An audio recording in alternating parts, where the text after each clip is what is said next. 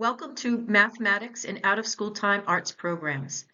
I am your host, Doreen Grasso, the Executive Director of Always Learning Rhode Island, and this year's focus is on Math Matters RI. I'm an art lover, former math teacher, and an out-of-school provider for over 20 years, and I'm excited to talk to you today about the integration of mathematics and the arts. Let's get started. Grab your pen and pencil. Feel free to stop the recording as you move along to take notes or discuss among your group. First, let's talk about Always Learning Rhode Island. The mission of Always Learning Rhode Island is to support and advance learning for Rhode Island youth by augmenting the 180 days of the traditional school schedule to provide opportunities for year-round out-of-school learning in homes and in the community. This is all part of the Learn 365 Rhode Island initiative, where every home, every day, learning matters. So we want to increase the number of learning days from 180 to 365 and provide important and useful tools for at-home learning. Improve our community education programs and opportunities. So again, feel free to pause and write things down as you go along. This is where you come into the picture. Those community education programs are where you enter the picture. Whether on-site in an after-school or in a community space, you've been bringing your artistic talents to students, and we certainly thank you. Since Math Matters RI is our focus this year, we want to discuss how you may integrate mathematics into your program.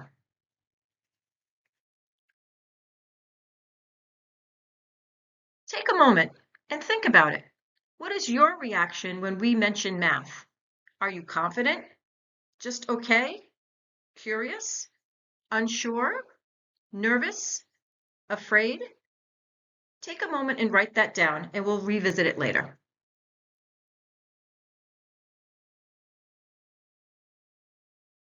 Now I want you to reflect on those feelings, your feelings surrounding math. What are your positive or negative experiences that may have influenced how you feel or your attitudes toward math? It could be something from back when you were in school. It could be something currently. I urge you to check any negative perceptions at the door. We want to get children to embrace math and its challenges. So whether you are excellent in math, did a great job, were a little unsure, or a little worried about your math ability, everyone has a math ability. Whether you got frustrated or hopefully didn't give up, we want to make sure that we are here to help you. When you think about math mistakes allow things to happen. We want to have those students have a growth mindset and persistence to push through challenges. So take a moment and write down one of your experiences.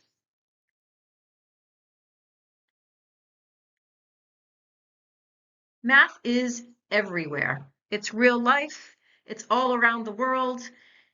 It connects and integrates the left brain with the right brain, and it is everywhere inside your art world.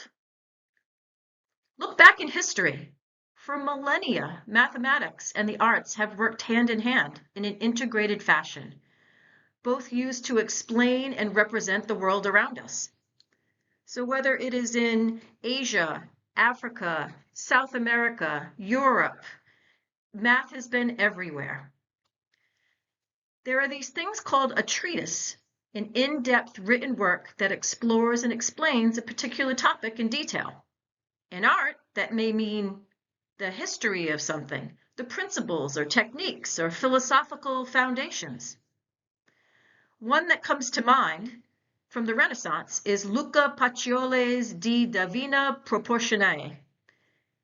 This influential treatise was illustrated by Leonardo da Vinci, and it further cemented the link between mathematics and art, particularly the use of the golden ratio. Also below, the Greek sculptor Polykletos did a canon of body proportions. Now, you don't need to know this to teach any kind of art into your after-school programming, but it's just interesting to know that this has been studied for a long period of time. If you look over where there's the Asian section here, structurally sound art has been there for centuries, looking at balance and symmetry, architecture, calligraphy, character design, and art and math texts. In Africa, we look at fractals and patterns, maybe of weaving or in other artwork. Escher explored tessellations in geometry. The Egyptians had hieroglyphics. And South American pottery and quipas recorded their numerical information on ropes with knots, which I think is really cool. For a long time, artists have tried to work with how to look at space and develop that foreground, middle ground, and background in a variety of media. So here are the math content standards. You don't need to know them. This is just out of curiosity. So they're broken into 5 sections.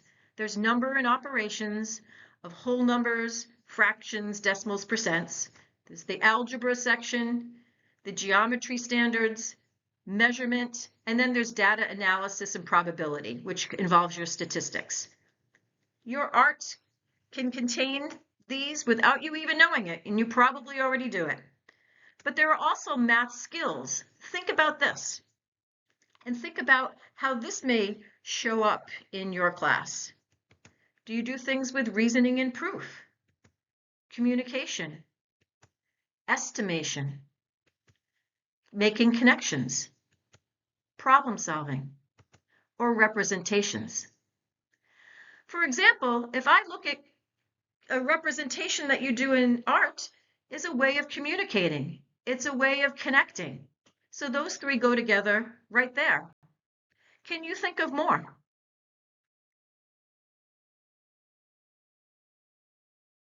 Now this is the CRA math sequence, which means taking things from concrete to representational to abstract.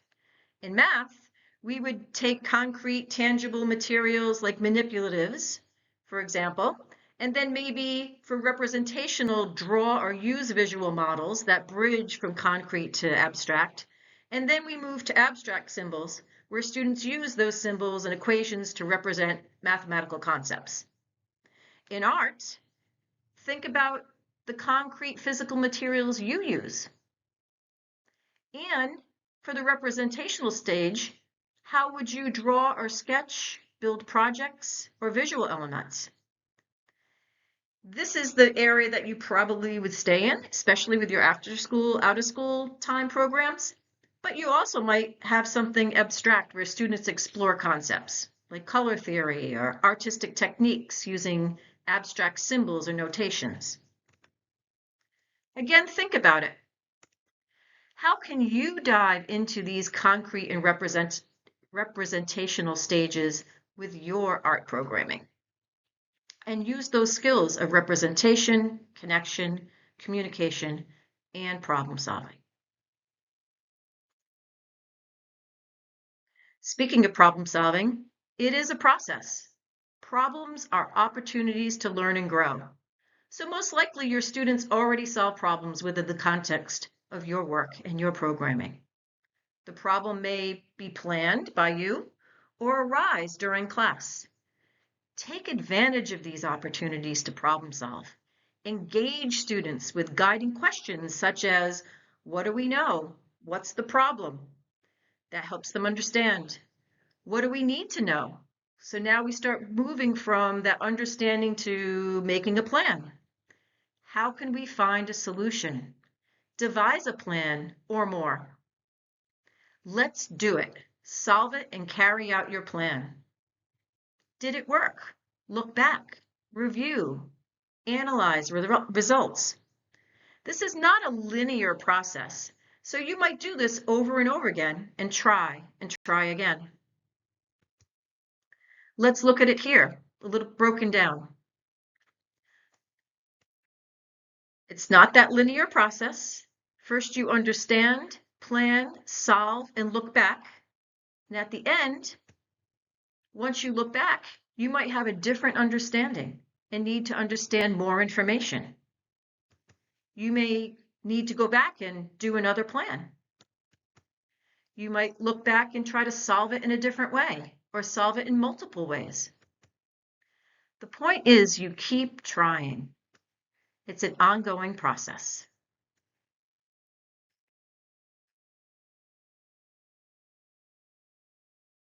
How would you do that with your art programming? Think about studio habits of mind and the design process. So you may have heard about PBL, problem-based learning, or not. I'm just going to give you some background information here. You probably already do this in your out-of-school time programming. PBL, or problem-based learning, is a student-centered teaching approach where students learn by actively engaging with real-world problems or situations, fostering critical thinking, problem-solving skills, and collaboration. So it is student-centered, where students have choice and they have some self-directed learning. It's authentic, with authentic challenges. Those challenges have a problem or a question that they resolve. It gives you an opportunity for some sustained inquiry and an opportunity for reflection. Oftentimes, in the classroom setting, there's so much constraints on time, we don't get to that reflection process, but it is very, very important to learning. So out of school time is the perfect place for PBL because it's a safe environment for risk-taking and exploring. Think about how you would add this into your programming or how it relates to what you already do in your programming. How might problem solving and/or PBL, problem-based learning, show up when you're teaching art-based activities?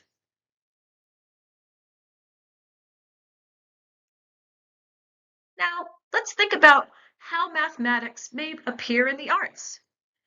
We're talking about visual arts, but they show up everywhere. Mathematics shows up in music, dance, and performance, poetry, but we look at the visual arts here with painting, drawing, maybe some sculpting, or something 3D, building, weaving, photography. Take a moment and write down how you think mathematics may appear. Let's look at measuring, a very important skill.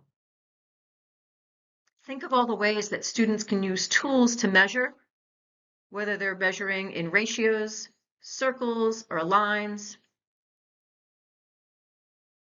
Get them using those tools. Let's look at color theory. When you think about all the color blending, whether it's elementary students who are working with primary and secondary or tertiary colors, all the way into doing those blends that include ratio and fractions, gradients, hues and tints, and saturation and shade. This is all mathematics. Drawing also includes the golden ratio, which is a 1.618, and it has a ratio. You can use that for faces. Then there's the body proportions. Think about using measurement and drawing for two-point perspective and how you build that. All mathematics and arts. Here's a section where you get to get involved. Find the pattern in this number sequence. 0, 1, 1, 2, 3. Have you noticed it yet? I'll continue. 5, 8. What comes next? If you said 13, you have found the Fibonacci sequence. There's Fibonacci. So back in almost 800 years ago, he lived approximately from 1170 to 1250. He noticed this sequence. The Fibonacci sequence, which amazes me, shows up in nature. It shows up in the way that tree branches split. It shows in the spirals of shells and flowers, pine cones, all throughout nature. But I think particularly fascinating is it shows up in spirals in space as well as some parts of DNA. So that fascinates me. But it's something that you can easily do with students without even having to look at the formula. They will understand the pattern. So what concepts are we looking at here? Take a moment, look through. What artistic concepts do you think are portrayed here?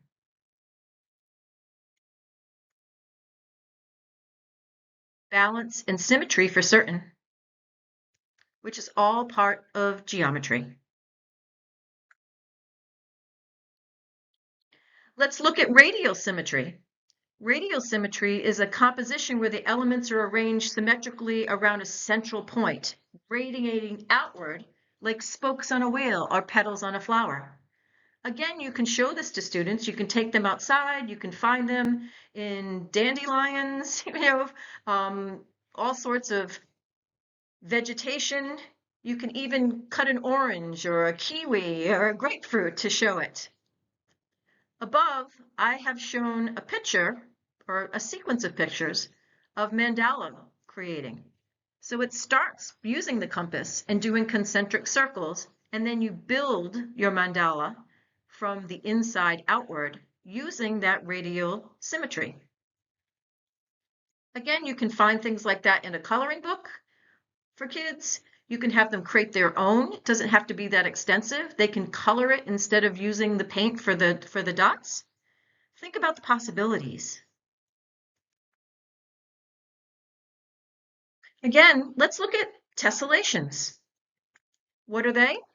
They're a certain tiling that has a repeating pattern or one or more shapes where you could rotate or translate, which means to slide, or use that mirroring reflecting that was very popular with Escher.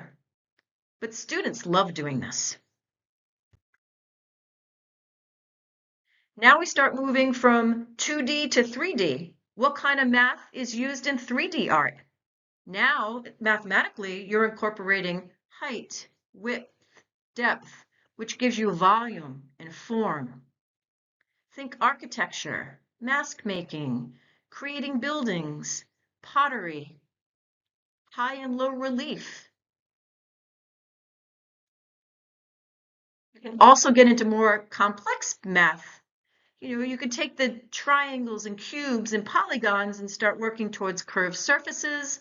You can bring in algebra with vectors and matrices. Trigonometry is the relationship between angles. It also brings in calculus and physics.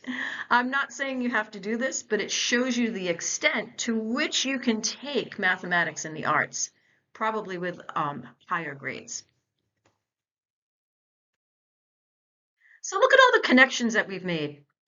We've talked about numbers and counting, geometry, algebra, measurement and measuring, problem solving, communication through representation, estimation. Talking about going from concrete to representational to abstract. We can find this in color mixing, lines, angles, and circles, shapes, two-point perspective, the golden ratio, the Fibonacci sequence, symmetry and balance, 2D versus 3D, tessellations, drawing, painting, sculpture, weaving, balance and symmetry. Think about all of the things that you can do and integrate into your art program. Were we successful in having an attitude adjustment? Did we move the needle just a little? You don't need to be afraid of math. You already do it. We're not asking you to create something that you're not comfortable with, but showing that connection between mathematics and real world activities like you do in your art program is very important. So look back at what you wrote in the beginning. Did it change? Where are you now? So now it's your turn. You can integrate into your art programming a little bit of mathematics, or at least show the connections that students make. I've done things in my after school programming and out of school time programming where it didn't involve mathematics until I brought it in and students went, okay, now I know how I can use that. Think about the ways and the opportunities you have within your programming to do that. Because math matters, Rhode Island. You can certainly count on it. If you're interested in looking at additional resources or some of the resources that I've used in this program, please feel free to look at these.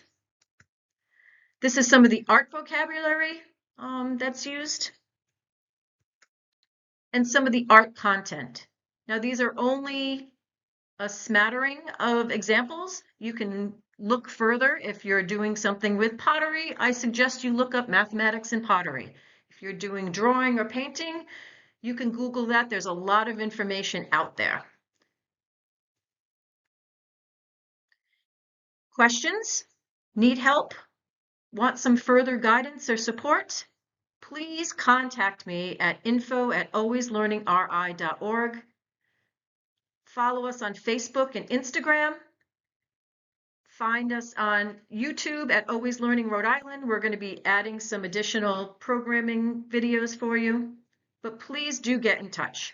We certainly appreciate your time and attention, and thank you. Go out and do some math.